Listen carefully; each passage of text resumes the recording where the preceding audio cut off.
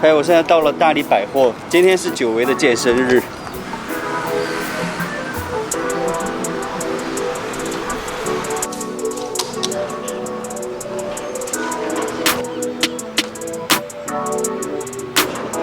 久违的健身日，我去的健身房在11楼大理百货。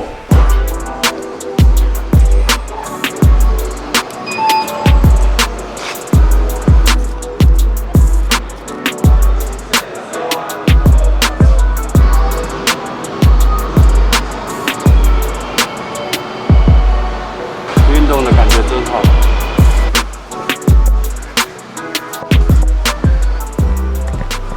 这里灯光显得我真白，不是，这一句是刚才小明说的。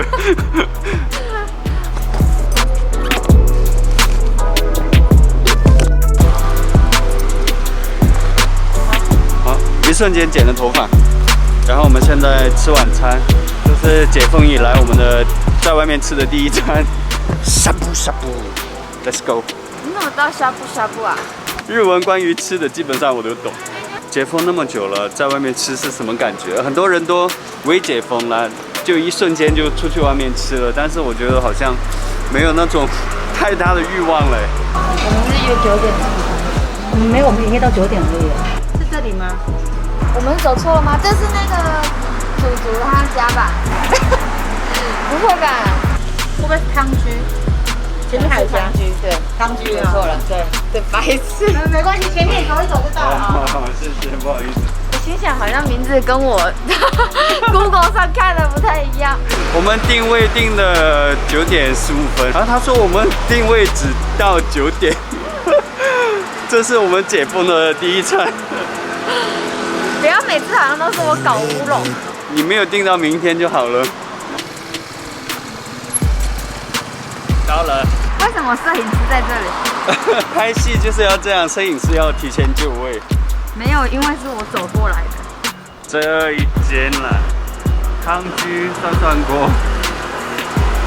现在已经9点多了，9点多这个时间吃饭的人呢，就是只有我们。真傻眼哈！傻眼。这一间。这是那提前的名片，这就是碰干亲妈的名片。就说现在解封，在外面吃东西呢，都一定要有东西隔开。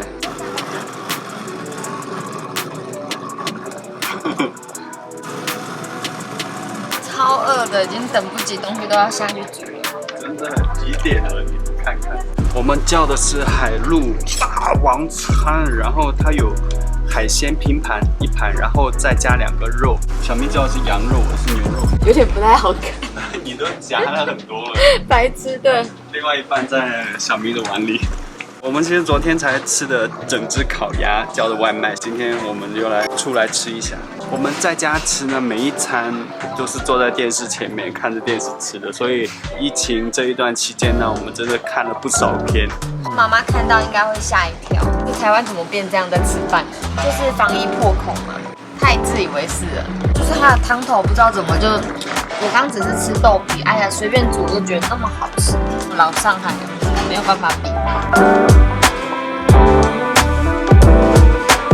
我叫它的酱料有2种，一种是沙茶酱，一种是日式酱，我叫日式的，然后超好吃，然后我叫中辣，好久没有吃到有辣味的爽。好香啊，又香又鲜。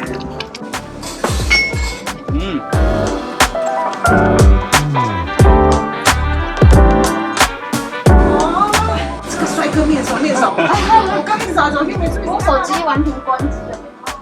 现在就麻烦了，大家坚持一下。对，我今天自己坐下来之后，我也觉得蛮 OK 的。说太近的话，讲话会有回音。刚好就奶制蛋糕，我切2块给你哦。好像忘记在哪里，结果真的走错了。台湾刚刚开始不允许在外面用餐的时候嘛，差不多5月初的时候啦，然后到现在已经过了3个多月了。一开始的时候呢，不能在外面用餐，怎么可以？台湾人一定超级没办法习惯不在外面用餐的，因为我觉得台湾人就是一定都要在外面用餐呐，所以这疫情真的是对我们来说影响很大。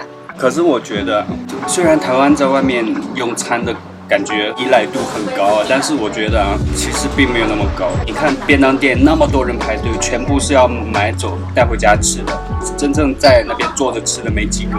我觉得台湾人是会想出去吃饭，如果不能出去吃，他们也是 OK 能适应。我还是觉得台湾人可能比较习惯在外面吃。他竟然跟我讲说他完全不这么认同，因为他跟我有发生过真实案例。那一天我们在讨论这件事情的时候，他才告诉我，他原来那么不高兴，有点那么不高兴，以前都没跟我说过。然后因为我在马来西亚住很久嘛，我就带小咪去沙巴，我住的算是我的第2个家了，想带他去体验一下嘛。有一次我跟他说，哦，有一间板面很好吃啊，走，我带你去吃。然后小咪说，哦，他有点懒得去，叫我打包回去带回家给他吃。我当时就感觉为什么会有这种事情？在马来西亚的一个认知里面呢，如果几个人要吃一样东西，大家一定要一起去。比如说一家有3口5口人吃早餐，一定全家出动一起去，然后到那个地方呢，可能早餐就很简单，可能5块钱的米粉啊，什么汤面啊之类，超简单，都不要紧。一家人或者朋友一起出去吃饭，这是一个团队建设的活动，是一个集体活动。重要是大家一起用餐的那个氛围，那个仪式感。小咪那次叫我买回去给他吃，我就觉得晴天霹雳，怎么会有这样的人？但那时候我就没说。后来我来到台湾呢，我才发现，我不知道是不是所有的家庭还是大部分家庭会派一个人出去买几份便当，买回来以后给家里的人吃。原来台湾是这样的。不知道大家家里是不是也觉得这很正常呢？但在马来西亚这完全不正常。所以你们一起出去吃一个什么大肠包小肠啊，也是全家出动？一定的。那早餐没有人在家吃吗？就是出去就是一件很麻烦的事，而且我不知道你们对马来西亚了不了解，我是去到那我才了解，原来那么不方便。他们住宅区全部都是住宅区，没有就是说，住宅区你家楼下有早餐店，就是一个早餐店都没有，就要开车啦，没有骑车，他们就要开车开超远，我觉得有点远，7、8分钟啊。反正我就觉得这么不方便。那时候我住在那，我们住1个月嘛，我都叫他买一大堆东西回来放在家里，我就慢慢每天都可以吃。我记得好像是这样吧，因为那时候我去到那边，我好像身体也不太好，就懒得出门，不太能走路，因为我那时候手术，有可能就是因为那时候我要手术，你没有跟我说。对，我就想带着他一起去嘛，因为马来西亚就是出了门就上车，上车开车，下了车就坐下开始用餐，或者是进公司。马来西亚的习俗就这样，马来西亚人不走路，就算去马路对面上厕所，你也要上车开车过去，然后下车上厕所。这样确实是这样，马来西亚人是不是这样？如果我说的是假的，请马来西亚观众都在下面打字骂我。还是只有你们沙巴人是这样？不会啊，都基本上都是这样吧。你在吉隆坡住几年？5年啊。那你在沙巴住几年？10年啊。都是这样。基本上都是这样啊。就没有那个去妈妈档走路过去妈妈档的。如果你没有车的话，我刚去的时候我会走路去妈妈档，但是因为没有车，而且也不太适应那边的生活氛围，那边就是要开车一起去。那这样子你说好，你没有车的时候你走路出去，可是你家楼下都住宅区啊，就没什么吃的、啊。对啊，就走远一点。那时候我是个外国人啊。哦。还有就是小咪刚刚说，你就是吃一个大肠包小肠，也会很多人全部出去吃，不会买回来吃吗？确实是啊。这件事最重要的环节是哪里呢？一起，我们出发了，就是那个过程，去和回来的过程，一起吃下去那个过程，而不是说食物有多么重要。但台湾就不，台湾不在乎把吃饭当做一个重要的仪式，除非真的他们花一个大价钱去吃一餐好的，他们才可以这么想。但马来西亚人不是啊，只要任何一个可能吃1粒米，大家都一起去，我们出发了这样的感觉。所以这让我觉得就是，其实台湾人并不是真正的那么团结。台湾人特别没有这种团结的意识氛围，有可能就是这样的原因，这种家庭凝聚力的观念特别少，太少那种哇，大家是一个家庭，要拥抱在一起啊，吃1粒米都没有来的大家聚在一起那么重要的感觉。我呼应的好。对，你这个说的，我看电影学的，说的就是我想表达的那种。马来西亚出去吃饭的那种感觉。其实，在马来西亚不是说一家人啦，家庭的成员啦。我以前上学的时候，我跟同分租的人住在一起啊，就有马来西亚的朋友呢，他们也会带着我们一起去外面吃东西，可能就是他们在家里生活的时候被传下来的这种习惯，然后他在外面跟我们一起住的时候，他也会把这种感觉带给我们，就是我们一起去，就是那种出发了。对，台湾就是文虎啊，去买3份便当回来。台湾就是这样感觉。我很小的时候就自己在外面住嘛，然后有在外面住过合租房，大家一群不同的人住在一个屋檐下，其实大家应该是要像朋友一样的相处。可是，在台湾嘞，完全不会。我回到家，我就是回到我自己的门，也不会跟你打招呼，也不会跟谁说话。可是我跟他去到巴厘岛的时候，还有去到越南呐，然后我们反正去了其他国家，去住的合租的房子，大家都是这么热情的招待，热情的欢迎你，跟你搭话，跟你说话，就很像我们在电视里面看到的那种外国人。去到他家住，他们很像那个宗教狂热分子一样的招呼你，这样的感觉。笑什么？你这个形容真的是完美。他下一句说要不要来我们教会？对，我就是。我们这样好像不是，可是我们自己也是那个，我也是基督教徒，我也是受洗的，不好意思，阿门。就是我就突然想到，我就觉得其实台湾人的这种不凝聚力嘞，都是根深蒂固的这种骨子里就没有这样子，就是因为凝聚力不够，所以我们在疫情下才可以那么活得自如，没有什么可以干涉我们的，我们就是还是各过各的这样子。然后你看，我就在想像马来西亚人现在这个时候该怎么办？大家都在家，简直闷得要慌掉了，吃饭也不能在外面吃，妈妈反而还更忙，平常都没在家煮过了。拜拜。嗨，拜拜。吃的超饱的。人家就关店了，都还在等我们。其实是这间是碰干的，碰干亲妈妈的妈妈店，碰干的阿嬷呢？对，碰干的阿嬷的店，所以我们又聊了一下。从这里出来，然后这里有个公园，我们决定在这里散步，因为吃太饱。你看我肚子都哭了。你确定这个要上镜？其实台湾人都觉得自己呢非常离不开外食。你如果从马来西亚来，你来台湾，你才发现台湾人只是不习惯在家里煮而已，他们会买饭回家吃啊，因为马来西亚不会。对，他没有跟我点这个话的话，我完全不知道。马来西亚也更依赖外食，马来西亚更不在家里煮，真的。就是很多行业呢，它的隔离距离都没有管得严，但是餐厅业者管得最严。小咪刚刚说做客运完全都没有隔离，而且还有人故意逃避实名制。你看都在隔离，什么都在，这些都在隔离。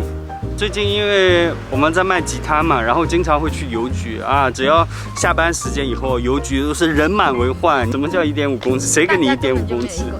对，全都是人有时候排队都要排1个多小时。你想想有多少人？反正大家就在外面自己要小心照顾好自己。我们2个是一起，然后但我们进到餐厅，我们就要分开了，因为我们2个到哪都是一块。如果中了，我们2个就算在餐厅分开也没有屁用，这是我的想法。对，确实是啦。反正这顾虑是很多的啦，也很难讲得清楚对，也很难讲清楚我们说的是对或错，这只是我们一些小居民的一些想法。台湾的这种外送行业也是在这个疫情之前刚好正在兴起。对。可是台湾的这个外送行业，它的外送费却非常非常高，而且还在这种疫情期间调涨了它的运输费，就为了让你来加入这个会员制。就是台湾刚刚开始禁止在外面吃饭的时候呢，我想去餐厅吃饭我想去夜市等等的，我想冲出去在外面享受美食，但是毕竟是不能去外面吃，所以就只能叫外卖或者是自己买回来吃。然后这1个月又1个月，一天，我反而慢慢习惯了这种叫外卖在家吃的生活。其实微解封应该也1个多礼拜了吧，我也不知道多久了，就感觉要去外面吃，就觉得没有那么太大的渴望，非要去外面吃的感觉。但是刚才呢，我们就去这个汤居这里吃火锅，哇，一坐下那种感觉，虽然中间有隔板了，但是一坐下，有人为你服务端过来，然后你可以尽情的吃，全部都准备好，吃完了以后你也不用收盘子收碗，这种感觉还是很棒。当然你在现场吃肯定比外带回家吃好吃很多。其实在家吃呢，好像想哇很多东西可以煮啊，但是你真的要煮的时候，哎呀，煮来煮去好像来来去去也就那几样，特别是这3个月90天啊，你要煮多少样东西啊？好像煮来煮去的就那几样。在外面选择也多。对。买个高丽菜还是什么东西，就一次就要吃好几天。对，一次一个，你真的要吃好几天。其实这一集的内容也就这样，还有最后要期望一下、祝福一下，希望这疫情赶快过，全世界都恢复正常的运作，每个人都健康。就这样。下一集是我被骗了，大家要记得收看。我被台湾人骗了，台湾最美的风景是人啊，我怎么会被台湾人骗了？看下一集。好，大家晚安。